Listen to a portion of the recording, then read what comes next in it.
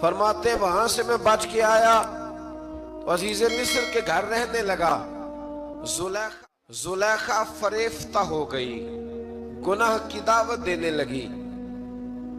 تو حضرت یوسف نے کہا قال معاذ اللہ، میں اللہ کی پناہ چاہتا ہوں۔ سارے دروازے بند کر کے جب وہ پیچھے بھاگی، اصل حسین وہی شخص ہوتا ہے جو اپنے باطن کے حسن کو بچا لیا کرتا ہے۔ جو سوداگری کرنے لگے وہ تھوڑا حسین ہوتا ہے۔ حضرت یوسف علیہ السلام جب بھاگے تو اس نے پیچھے سے پکڑ کے کرتا کھینچا، کرتا پھٹ گیا۔ ابھی آپ دروازے تک پہنچے تھے، عزیز مصر خود آ گیا۔ اس نے آگے کہا یہ کیا ہو رہا ہے؟ تو اس نے مکر کیا، زلیخا نے کہنے لگی کہ ہونا کیا ہے، اس کو گھر میں رکھ کے پالا ہے، اب جوان ہوا ہے تو معاذ اللہ اس نے میرے طرف دست درازی کرنے کی کوشش کی ہے۔ حضرت یوسف پھر خاموش ہو گئے۔ بھائی بیچ رہے تھے تو پھر بھی خاموش تھے۔ کبھی کبھی کچھ چیزیں خاموش رہ کے سہنی پڑتی، زخم پہ زخم کھا کے جی، خون جگر کے گھونٹ پی، آہ نہ کر لبوں کو سی، یہ عشق ہے کو دل لگی نہیں۔ حضرت یوسف علیہ السلام پھر چپ ہے۔ زلیخا نے بڑی باتیں کی۔ ایک دانا آدمی تھا، قرآن کہتا ہے ایک بولا بولنے والا، ایک عقل مند بولا۔ اس نے کہا دیکھو، نہ زلیخا کی سنو نہ یوسف کی سنو۔ اگر تو کرتا آگے سے پھٹا ہوا ہے تو پھر غلطی ہے جناب یوسف کی، اور اگر پیچھے سے پھٹا ہے تو پھر زلیخا کی غلطی۔ حضرت یوسف کی معاذ اللہ پھر غلطی۔ تو عزیز مصر نے کرتا دیکھا تو پیچھے سے پھٹا تھا، لیکن امام قرطبی کہتے ہیں وہ کوئی عقل مند آدمی نہیں، وہ تو 4 مہینے کا بچہ تھا۔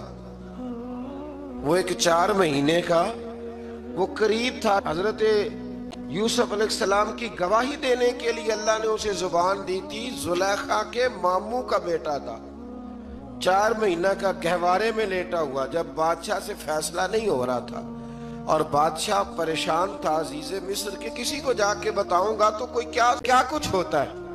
کہتے پریشان تھا تو پنگوڑے سے بچہ بول پڑا، کہنے لگا بادشاہ اگر تو کرتا آگے سے پھٹا ہے تو پھر معاذ اللہ غلطی حضرت یوسف کی، اگر پیچھے سے پھٹا ہے تو پھر زلیخا کی۔ تو کرتا پیچھے سے پھٹا تھا، حضرت یوسف کے حق میں گواہی مکمل ہو گئی۔ اب آہستہ آہستہ نا دربار میں محل میں بات پھیلنے لگی، تو بیویاں کہنے لگی اوہو زلیخا تو ایک غلام پہ عاشق ہو گئی ہے، ایک غلام پہ۔ تو زلیخا کہنے لگی تو مجھے میرا محبوب نہیں ڈٹھا۔ یہ رٹے ڈالنے والے دیکھتے نہیں اور دور کھڑے رہ کے کہانیاں سناتے رہتے۔ اس نے کہا تو نے ابھی دیکھا نہیں نا، تو نے ابھی، تجھے کیا پتا ہو کہ ماجرا کیا ہے؟ تو کہنے لگی نہیں تو غلام پہ۔ اس نے کہا چلو تجربہ کراتی ہوں۔ ساری عورتوں کو بٹھایا، ہاتھ میں ایک ایک سیب دیا، ایک ایک چھری دی، اور جب پوری تیاری ہو گئی پھل کاٹنے کی عورتوں کی تو جناب یوسف سے کہا ذرا جھلک تو دکھاؤ۔ تو حضرت یوسف نے جب جھلک دکھا، ہو یہ کوئی بشر نہیں، یہ تو کوئی فرشتہ ہے، یہ کوئی فرشتہ ہے، یہ تو کوئی اللہ تبارک و تعالیٰ کی طرف سے آنے والا کوئی کرامت والا، عزت والا، شان والا فرشتہ ہے۔ حضرت زلیخا کہنے لگی سمجھ آئی ہے پھر تو مجھ پر شکوہ کرتی تھی۔ تو اب وہ بات بھی آہستہ آہستہ پھیلنے لگی کہ حضرت یوسف علیہ السلام کی غلطی نہیں، غلطی زلیخا کی۔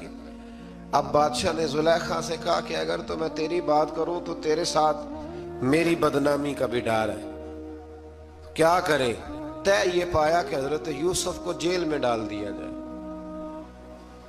پہلے بھائیوں کے تھپڑ، پھر کنواں، پھر مصر کی منڈی، پھر زلیخا کا الزام، اور پھر باری آ گئی جیل جانے کی۔ تو حضرت یوسف علیہ السلام کو جیل میں، کچھ نے لکھا ہے 12 سال جیل میں رہے، جیل میں ڈال دیا۔ حضرت یوسف علیہ السلام جیل میں کیا کرتے؟ واعظ فرماتے، تبلیغ فرماتے، لوگوں کو اللہ کی توحید کی دعوت دیتے۔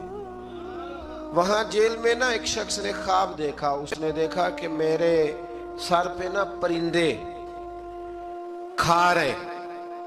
تو حضرت یوسف کہنے لگے اس کی تعبیر یہ ہے کہ تجھے قتل کیا جائے گا، اور تیری لاش کچھ دیر پڑی رہے گی تو پرندے تیرے سر پہ آ کے بیٹھیں گے، یہ تعبیر ہے۔ ایسا ہی ہوا، واقعی وہ شخص قتل ہو گیا۔ ایک شخص نے دیکھا کہ وہ شراب کشید کر رہا ہے، اس نے بھی تعبیر پوچھی تو آپ نے فرمایا تو اپنے بادشاہ کو پلائے گا۔ محسوس ہوتا ہے کہ اتنی دیر تک شراب ناجائز